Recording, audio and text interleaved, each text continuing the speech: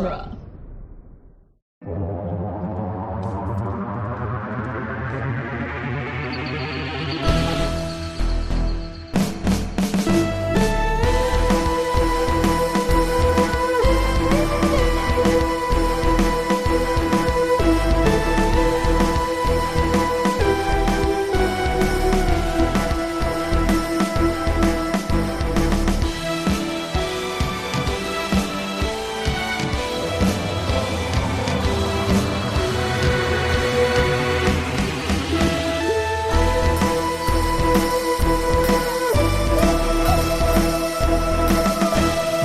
Way Round, the podcast where we review and discuss and recap every episode of Doctor Who, one doctor at a time. I'm Nick Jimenez.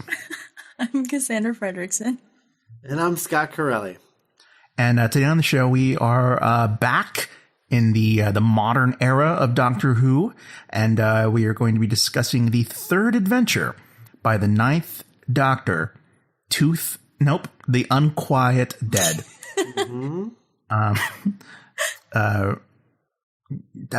Christmas themed episode, and I think that was entirely accidental. I mean, I know it was, but yeah, the original Christmas special. Yeah, I always forget. Did this air around Christmas time? I don't think so. No, it wasn't. But yeah. Okay, I always forget this is a Christmas episode. Yeah. So this worked out nice. But then you're like, well, it kind of has to be because Dickens, and there's just something so quintessential. Well, Dickens, ghosts. Dickens, ghosts. So, yeah, very interesting episode.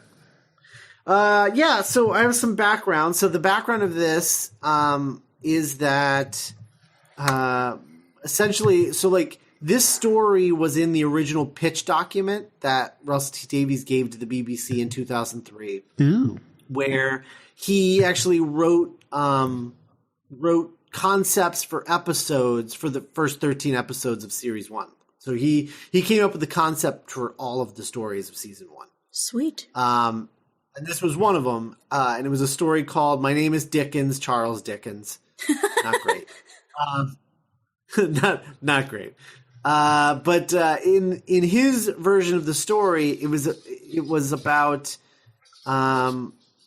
Charles Dickens investigating a woman who purports to have invented an ectoplasm machine which can summon ghosts. And the device turns out to be a weapon, and the ghosts turn out to be aliens. Which I'm really into that idea. I like that a lot. Like reverse Ghostbusters? Yeah. That's cool. Yeah, it's kind of cool. Well, it's actually... it's kind of the plot of the 2016 Ghostbusters, isn't it? Yeah, but reverse. Because it's the lady who's the bad guy, and that part is reversed. Yeah, okay. Reverse. Directed by Euros Lynn. Okay, I'm not there yet. Oh, sorry. Settle down. I like Euros Lynn. All right. So anyway, that was in the outline, but Davies, he was sort of tricking the BBC because Davies, the BBC at this time, it had fallen into fashion to have authors of shows, where a one writer would write every episode. Mm-hmm. And that's how he was sort of presenting this, even though he had no intention of writing every episode himself. And as soon as the show got greenlit, he started farming out all of these episode concepts to writers that he liked. And he gave this episode to Mark Gatiss. Hello. Who was, of course, from League of Gentlemen, the comedy troupe, which is what he was sort of made famous for. Oh my God, that is the most Mark Gatiss-y thing I've ever heard. Of the League of Gentlemen? That he was in a group called the League of Gentlemen. Yeah, it's a comedy troupe. See, I wouldn't even believe there was a comedy troupe. I just would have thought that was a fraternity, a secret order that he was in in primary school. Yeah. So he, Mark Gatiss, though, he was actually an established name amongst Doctor Who fandom at the time because he had wrote novels for Virgin Publishing, as well as BBC's Past Doctors range, and had written 2 audio plays for Big Finish by this point. One of which we'll be talking about in an upcoming season. So I think both of them, but I'm not sure because I'm not super familiar with the other one. We give Gatiss a lot of crap on this show, or we have a complicated history with Mark Gatiss. Mm-hmm. I would love to just sit him down, like with like some brandy, and like just talk to him and just like interview him. I'm sure he has like he's had such an interesting career. Oh yeah, for sure. So he had also played the Master in a Big Finish play called Sympathy for the Devil. Mm. Of course. Which was under the Doctor Who Unbound style stories, which were sort of like out of continuity, Sexy. like wacky adventures. Mm-hmm. And then he had also played the Doctor in a series of sketches during it was like a BBC Two like Doctor Who night, and they did sketches, and he played the Doctor in the sketches. So Gatiss was invited by Davies to take this story concept, and allowed him to color outside the lines of the original concept. And so he worked his way through it, and through a little bit of trial and error. Like he tried a couple of things. Like there was 3 times as many characters originally, and then he just kept paring it down and paring it down and paring it down. Very Dickensian in his defense. Right. Yeah. Originally, there was a scene where the Doctor, Rose makes that assertion that recorded history can't be changed. So he actually takes her to a devastated 2005 that exists if they don't fix what they've done. Yeah. Which That's was crazy. which was meant to be inspired by a similar scene from Pyramids of Mars. Fall Out Boy never got together. Yeah. So they cut that out, and that's that's pretty much it. Euros Lyn, the director, written by Mark Gatiss. This is Euros Lyn's second story because he directed The End of the World before this. Euros Lyn, director of my favorite episode of Black Mirror. Oh. 15 Million Merits. Oh, that was him. Mm-hmm. Cool. That actually makes sense because there's a lot of directorial similarities between that and End of the World.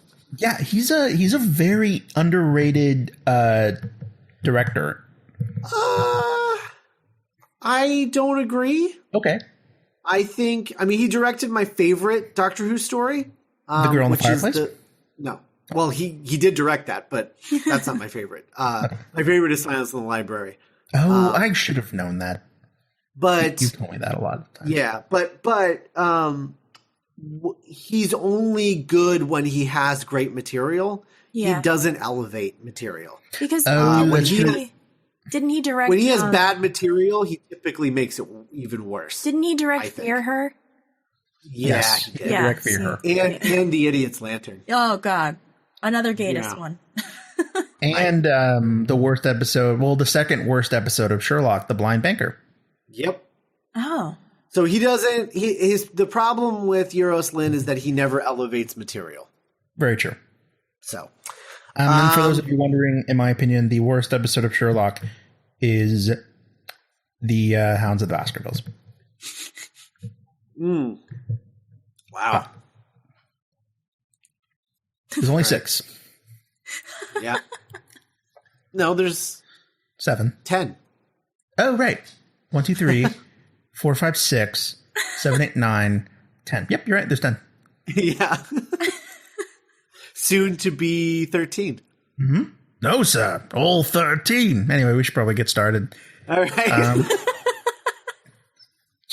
So quick. I'll be honest. I went into The Unquiet Dead with my arms crossed because I've always remembered not liking this story. And this time watching it, I don't know if my eyes were just like wider open, or I don't know if I was just paying attention more because I was taking notes or what. But this episode actually kind of blew me away. Can you remember the last time you watched this episode? No, I cannot. It's been a really long time. I'll say that. Me too. In fact, I would wager that I haven't seen this episode since 2005. Wow. Holy crap. Holy Yeah. moly. Yeah, before this podcast, I never really rewatched a lot of Doctor Who. Fair enough. That's true. I had a podcast and Cass had a blog, so Yeah. there's that. But it wasn't new Who, it was old Who. Well, I know, but it was still like Doctor Who was a very specific part of your life. Oh, yeah. Like every week. Right.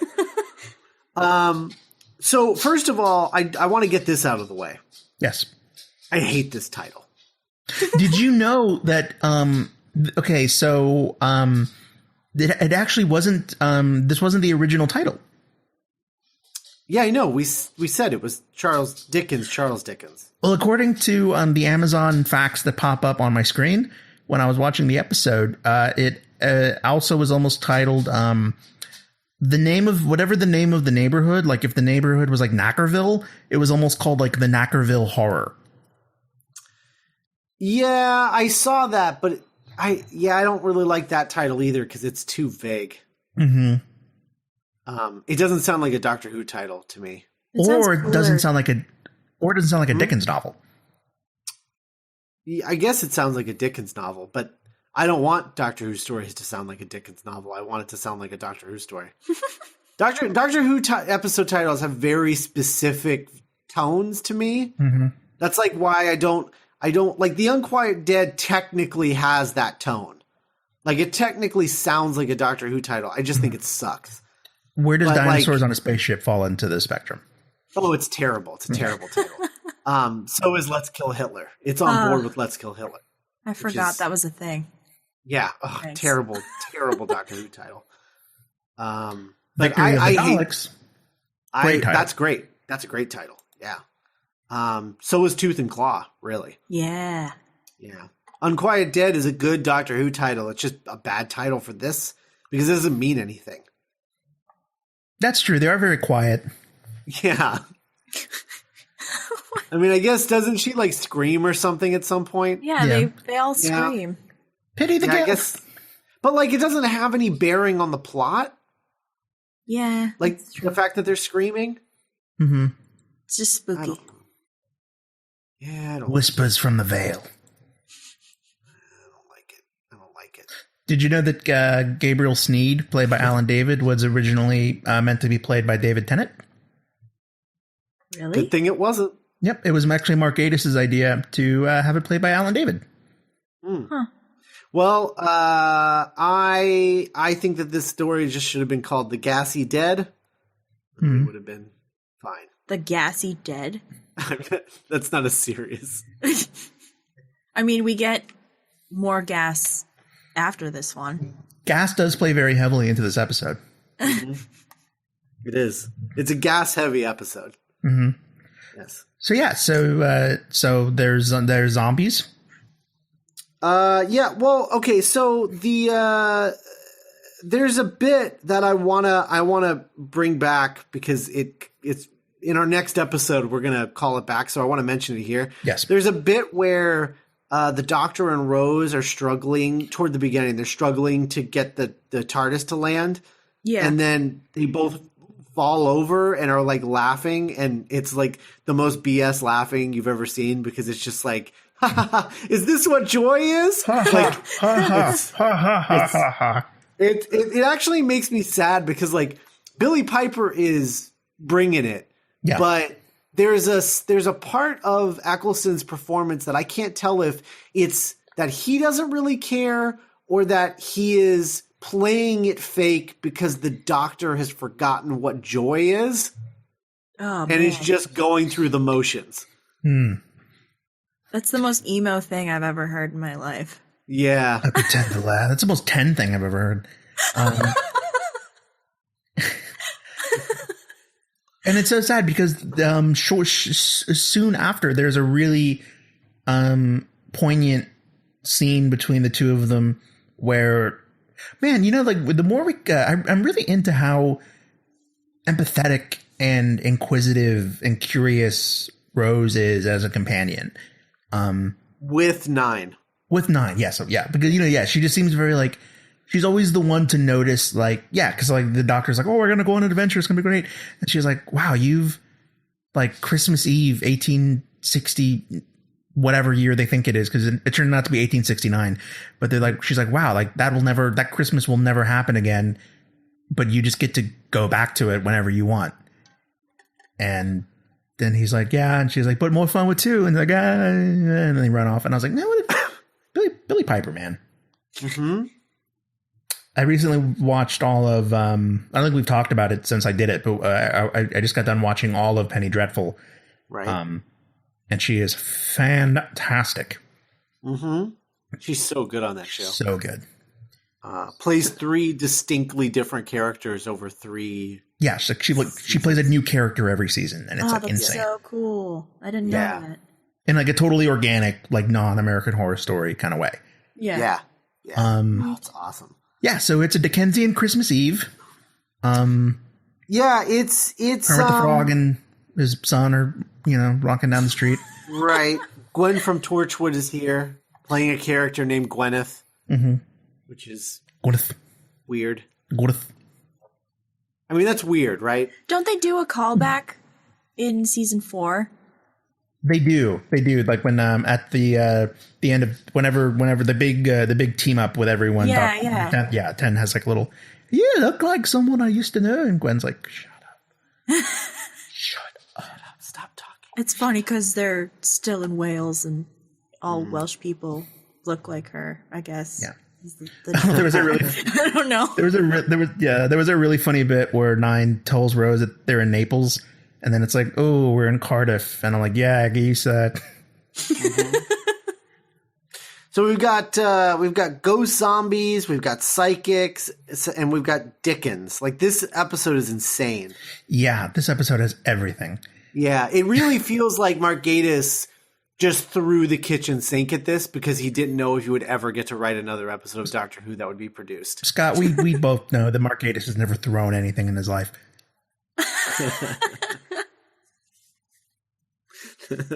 Fair point.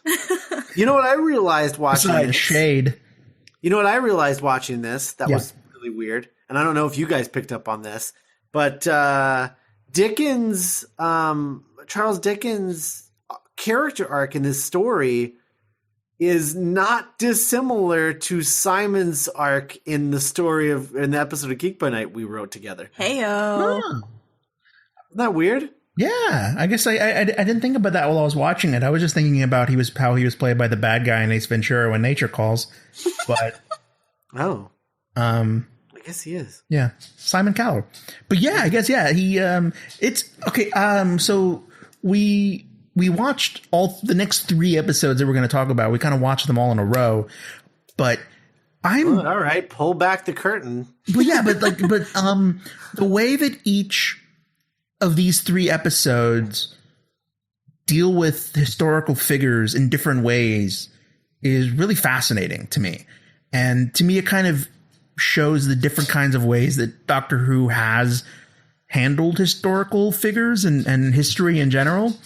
And yeah, I actually really love Charles Dickens's arc in this episode. I think it's really cool the way that he's written. I think it's really cool the way Mark Gatiss plays him. He's not like a cartoon. He's not like sanctified the way that sometimes certain historical figures in the show will be in the future. Yeah. He's a flawed guy. Can sometimes be unlikable. But yeah, but he's Charles Dickens, and like it's really I thought it was kind of like the secret heart of the episode, which is weird because it's about Charles Dickens, but yeah. Yeah, no, you're right. I mean, it's really, really well done. I also, Cass, you'll appreciate this. I'm sure you did when you watched it. I love the happy medium pun. Yeah. Oh, that was great. That's some good stuff. That That was great. I don't think I've ever, or at least I had forgotten that the aliens in this, the gas aliens that are causing the problems with the Gelth. Yeah, with they're reanimating corpses. I didn't realize that, or I'm sure I had, but like I said, I haven't seen this in so long, I'd forgotten that they were Time War refugees. Mm-hmm. That's really cool. Yeah. Especially this early on when we don't know anything about this. Yeah. Oh yeah, like I loved that little moment. And Oh my God, during the so seance. Good. Yeah. Like, it's so good. And it's like, you know, that conversation between the doctor and Rose where the doctor is like, they just want to use the bodies. Well, and she's like, well, you can't do that. That's disrespectful. He's like, of who? They're not in there. Yeah. It's recycling. And you're saying their dead bodies are worth more than their lives? Yeah. Mm-hmm.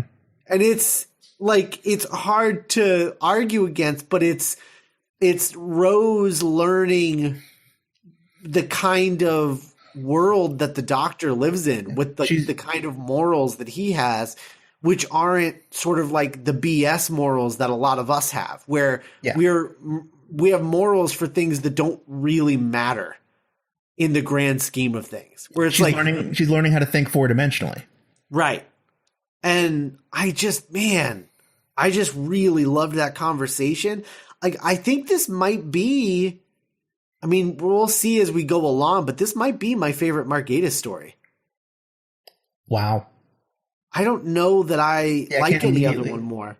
Because I haven't even gotten to the big part, but. No, yeah. I loved 9 fanboying out in front of Charles Dickens. I think they're teaching. Although that felt more like a 10 thing than a 9 thing to me. Yeah. It was like some proto 10 dialogue. Is what it felt like to me. Although I liked when 9 took a turn and then like gave him some unwanted criticism. Right.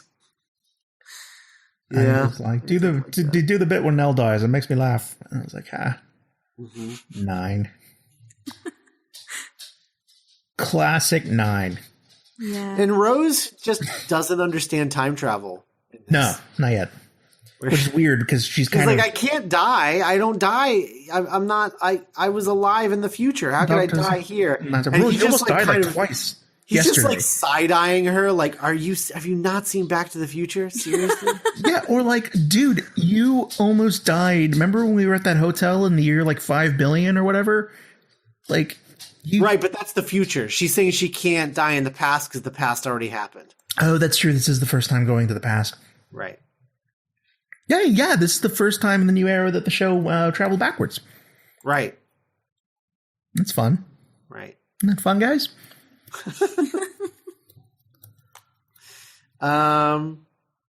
Yeah. So the big thing. Oh, and then there's that great moment at the end where Dickens asks if his books are remembered. Yeah, and, kind of proto Vincent and the Doctor. Oh, right. Yeah. Yeah. Right.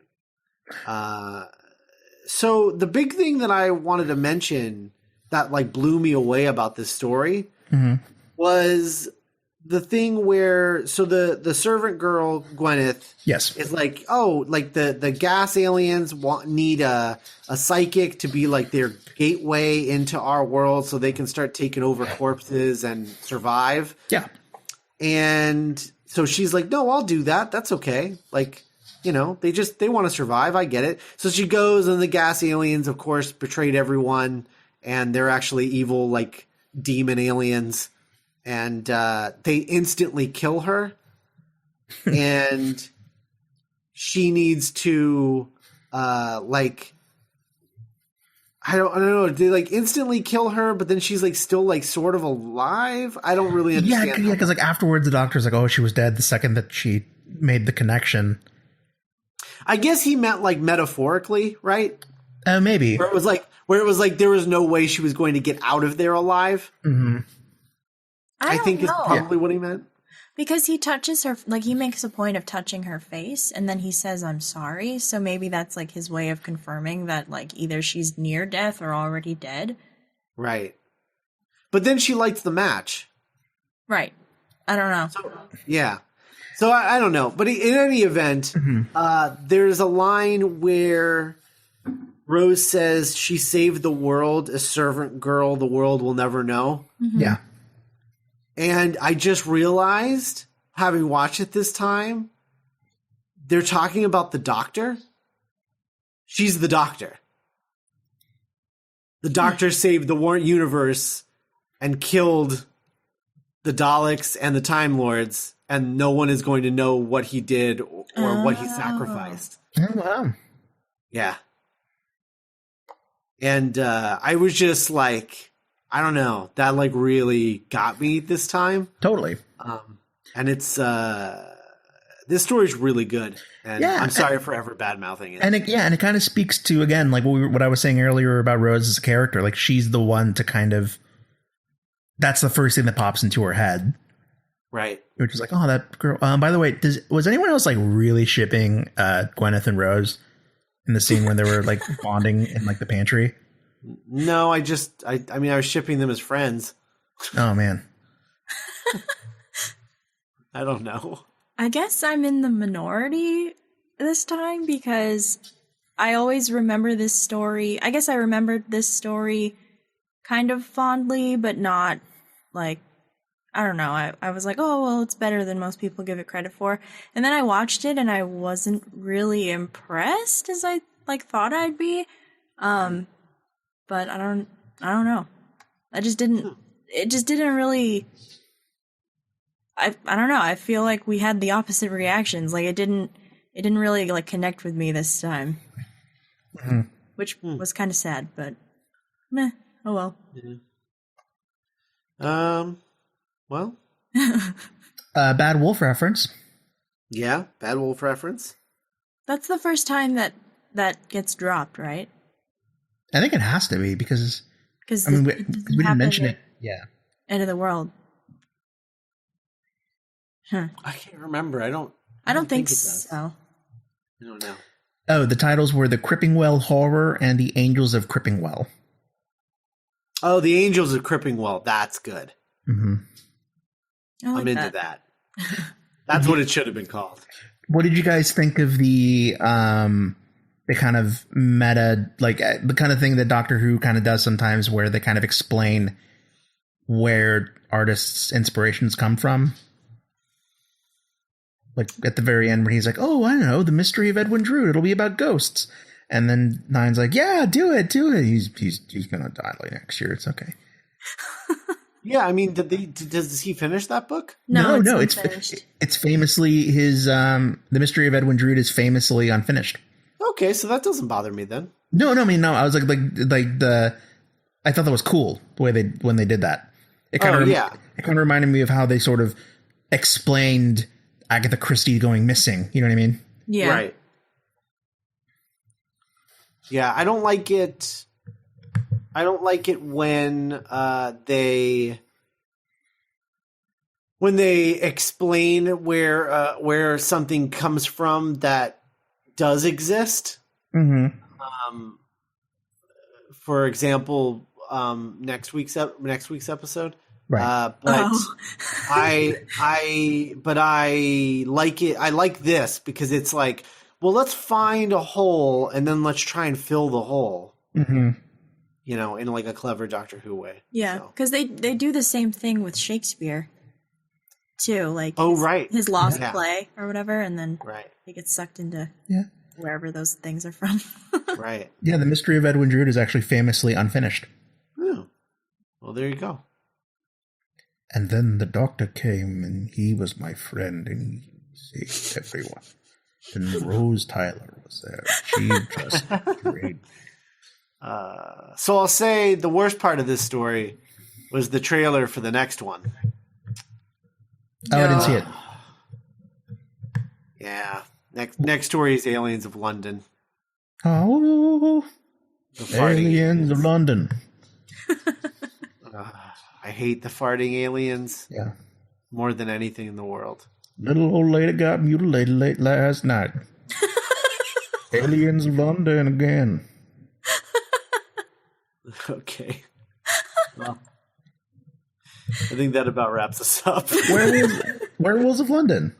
Yeah. Next week, speaking of werewolves, Tooth and Claw. See, I knew what I was doing. No, you didn't. Don't take credit for that. I know you better than that. Like all things Nick succeeds at, he stumbled backwards right into that one. Oh. And then it was like, oh, it worked nice. That worked out. That's going to be the name of Nick's autobiography. That worked out. The Nick Jimenez story. Well, that worked out. The Nick Jimenez story. That would be this. I think that would be the most adorable title for an autobiography. Yeah. Well, that worked out. I'm like 80. Yeah. I did it. All right. Well, if you have thoughts on the Unquiet Dead that you want to get off your chest, you can go to duelinggenre.com and leave comments there on this post, and check out our other podcasts while you're there, like Back to the Future Minute, which is coming back in January, January 2nd, 3rd, something like that. Yep, second. The second. January 2nd, and Lord of the Rings Minute happening, continuing to happen. Mm-hmm. Yep. Kicking butt over there. Nick and I have both been guests separately, so yeah, go check those out and get caught up because this show's great. Harry Potter Minute, which is going strong. They just they started their own Patreon and they have their own weekend edition podcast now called The Quibbler. Oh, they're all grown up now. I know. They grew up past you. I know. I'm kind of bitter, but You're like the older kid who's still like living with the parents, and like the younger kid is like moved out and like has a job in their own apartment. Thank you. And you're just like,